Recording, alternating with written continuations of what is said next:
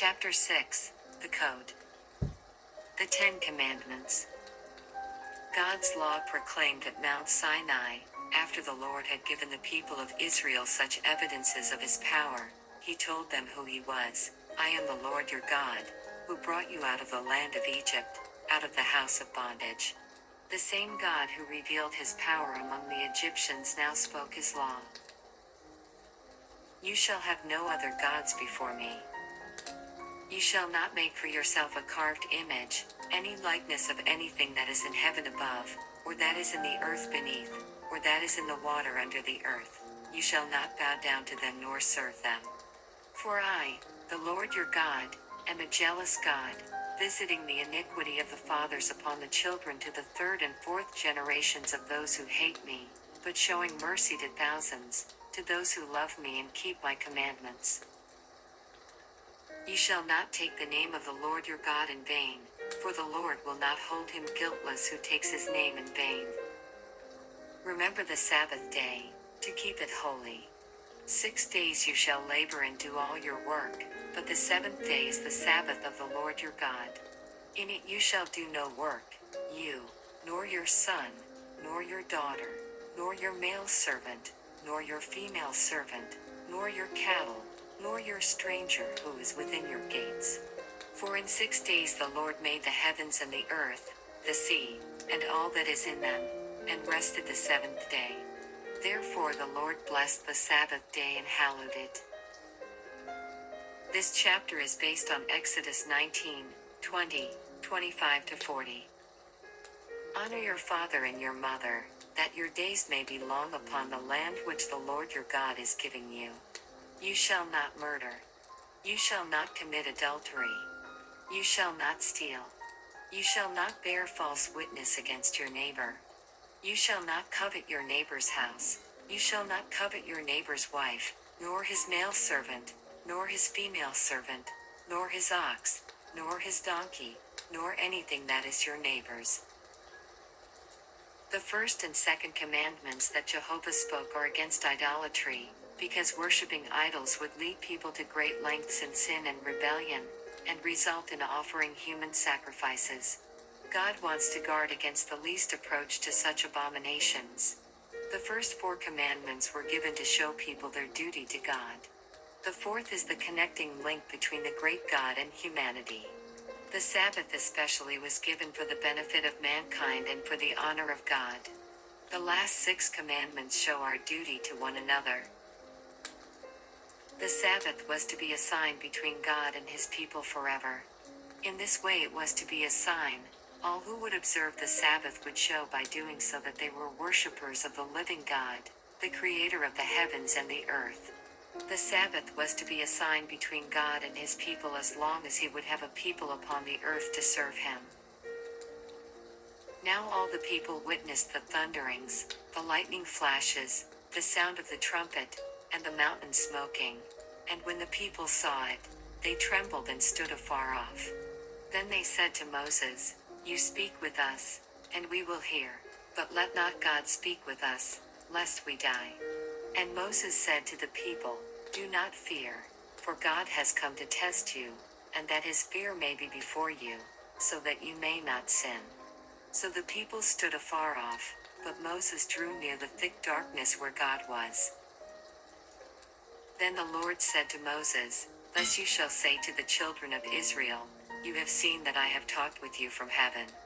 The majestic presence of God at Sinai, and the commotions in the earth that his presence brought, the fearful thunderings and lightnings that accompanied this visitation of God, so impressed the minds of the people with fear and reverence for his sacred majesty that they drew back instinctively from the awesome presence of God, afraid that they would not be able to endure his terrible glory.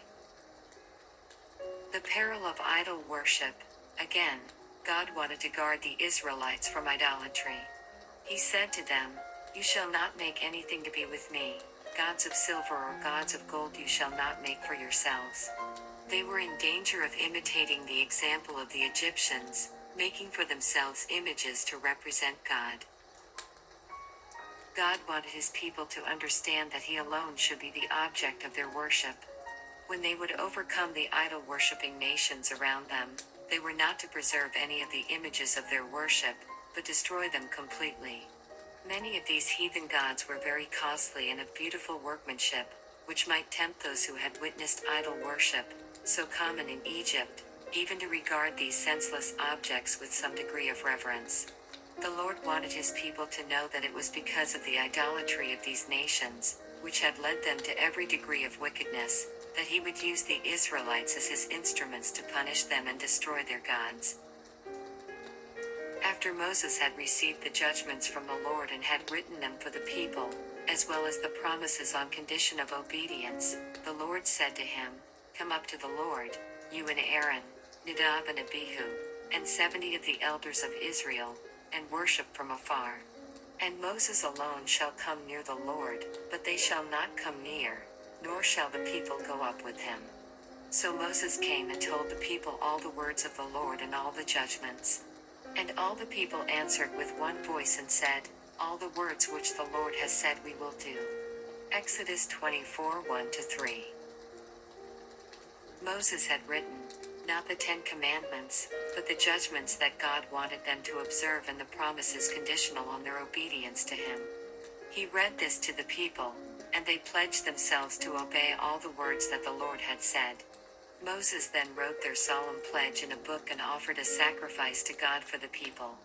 Then he took the book of the covenant and read in the hearing of the people. And they said, "All that the Lord has said we will do, and be obedient." And Moses took the blood, sprinkled it on the people, and said, "This is the blood of the covenant which the Lord has made with you according to all these words."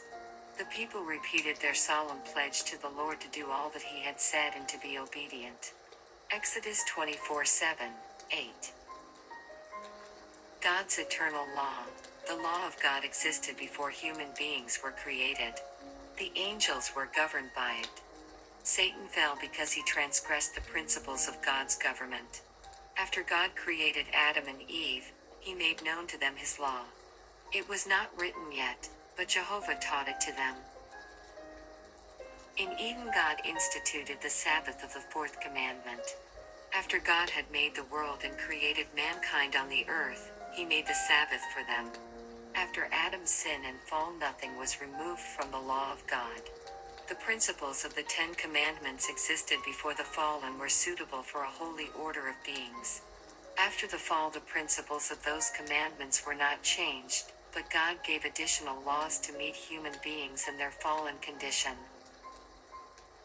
God established a system requiring sacrificing animals, to keep before fallen humanity the truth that the serpent made Eve disbelieve, that the penalty of disobedience is death. The transgression of God's law made it necessary for Christ to die as a sacrifice, and so to make a way possible for sinners to escape the penalty and yet preserve the honor of God's law. The system of sacrifices was to teach sinners humility, in view of their fallen condition, and lead them to repentance and to trust in God alone, through the promised Redeemer, for pardon for past transgression of his law. If there had been no transgression of God's law, there never would have been death, and there would have been no need for additional laws to address mankind's fallen condition. Adam taught his descendants the law of God, which was handed down to the faithful through successive generations. The continual violation of God's law called for a flood of water on the earth. Noah and his family preserved the law, and for their right doing they were saved in the ark by a miracle of God. Noah taught his descendants the 10 Commandments. From Adam onward, the Lord preserved a people for himself, in whose hearts was his law. He says of Abraham, "He obeyed my voice and kept my charge, my commandments, my statutes, and my laws." Genesis 26:5. The Lord appeared to Abraham and said to him, "I am a mighty God, walk before me and be blameless. And I will make my covenant between me and you, and will multiply you exceedingly." Genesis 17:1, 2. "And I will establish my covenant between me and you and your descendants after you in their generations, for an everlasting covenant, to be God to you and your descendants after you." Genesis 17:7. He then required of Abraham and his descendants circumcision, which was a circle cut in the flesh, as a token that God had cut them out and separated them from all nations as his distinct treasure. By this sign they solemnly pledged not to intermarry with other nations, for by so doing they would lose their reverence for God and his holy law and would become like the idol-worshipping nations around them. By the act of circumcision, they solemnly agreed to fulfill from their side the conditions of the covenant made with Abraham, to be separate from all nations and to be perfect. If the descendants of Abraham had kept separate from other nations, they would not have been lured into idolatry. By keeping separate from other nations, they would have removed a great temptation to engage in those nations' sinful practices and rebel against God. To a great degree, they lost their distinct, holy character by mingling with the nations around them. To punish them, the Lord brought a famine on their land, which compelled them to go down into Egypt to preserve their lives. But because of his covenant with Abraham, God did not abandon them while they were in Egypt. He allowed them to be oppressed by the Egyptians so that they might turn to him in their distress, choose his righteous and merciful government, and obey his requirements. There were only a few families that first went down into Egypt. These increased to a great number. Some were careful to instruct their children in the law of God, but many of the Israelites had witnessed so much idol worship that their ideas of God's law were confused. Those who honored God cried out to him in anguish of spirit to break their slavery and bring them from the land of their captivity so that they could be free to serve him. God heard their cries and raised up Moses as his instrument to deliver his people. After they had left Egypt and God had divided the waters of the Red Sea before them, the Lord tested them to see if they would trust in him who had taken them as a nation out from another nation, by signs, trials, and wonders. But they failed to endure the test. They complained against God because of difficulties on the way, and they wanted to return again to Egypt. Written in tablets of stone, to leave them without excuse, the Lord himself condescended to come down on Mount Sinai, enshrouded in glory and surrounded by his angels. In a most sublime and impressive manner he made known to them his law of 10 commandments. He did not entrust them to be taught by anyone else, not even his angels, but spoke his law himself with an audible voice that all the people could hear. Even then, he did not entrust them to the short memory of a people who were prone to forget his requirements, but wrote them with his own holy finger on tablets of stone. He wanted to prevent all possibility that they would mingle any tradition with his holy laws or confuse his requirements with human practices. He then came still closer to his people, who were so easily led astray, and would not leave them with merely the 10 commandments of the Decalogue. He commanded Moses to write judgments and laws by God's divine instruction, giving detailed directions regarding what he required them to do. In this way he guarded the 10 precepts that he had engraved on the tablets of stone. He gave these specific directions and requirements to draw erring human beings to obey the moral law, which they are so prone to violate. If mankind had kept the law of God, as given to Adam after his fall, preserved in the ark by Noah, and observed by Abraham, there would have been no need for the rite of circumcision. And if the descendants of Abraham had kept the covenant that circumcision represented, they would never have gone into idol worship or been permitted to go down into Egypt, and there would have been no need for God to proclaim his law from Sinai, engrave it on stone tablets, and guarded by definite directions in the judgments and statutes of Moses. The judgments and statutes. Moses wrote these judgments and statutes that had come from the mouth of God while he was with him on Mount Sinai. If the people of God had obeyed the principles of the 10 Commandments, they would not have needed the specific directions God gave to Moses about their duty to God and to one another, which he wrote in a book. The definite directions that the Lord gave to Moses regarding his people's duty to one another and to the stranger are the principles of the 10 Commandments, simplified and given in a definite manner, so that they need not be mistaken about them. The Lord instructed Moses definitely concerning the ceremonial sacrifices that were to end at the death of Christ. The system of sacrifices foreshadowed the offering of Christ as a lamb without blemish.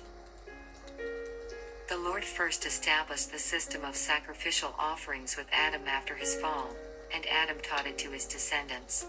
This system was corrupted before the flood, and by those who separated themselves from the faithful followers of God and built the Tower of Babel. They sacrificed to gods of their own making instead of to the God of heaven. They offered sacrifices not because they had faith in the Redeemer to come, but because they thought they should please their gods by offering a great many animal sacrifices on their polluted idol altars. Their superstition led them to great excesses. They taught the people that the more valuable the sacrifice, the greater pleasure would it give their idol gods, and the greater would be the prosperity and riches of their nation. Therefore, human beings were often sacrificed to these senseless idols. To control the actions of the people, those nations had laws and regulations that were cruel in the extreme. Leaders whose hearts were not softened by grace were the ones making their laws. While they would ignore the most debasing crimes, a small offense would result in the most cruel punishment from those in authority. Moses had this in mind when he said to Israel, "Surely I have taught you statutes and judgments, just as the Lord my God commanded me, that you should act according to them in the land which you go to possess. Therefore be careful to observe them, for this is your wisdom and your understanding in the sight of the peoples who will hear all these statutes, and say, surely this great nation is a wise and understanding people. For what great nation is there that has God so near to it, as the Lord our God is to us, for whatever reason we may call upon him? And what great nation is there that has such statutes and righteous judgments as are in all this law which I set before you this day?" Deuteronomy 4:5-8.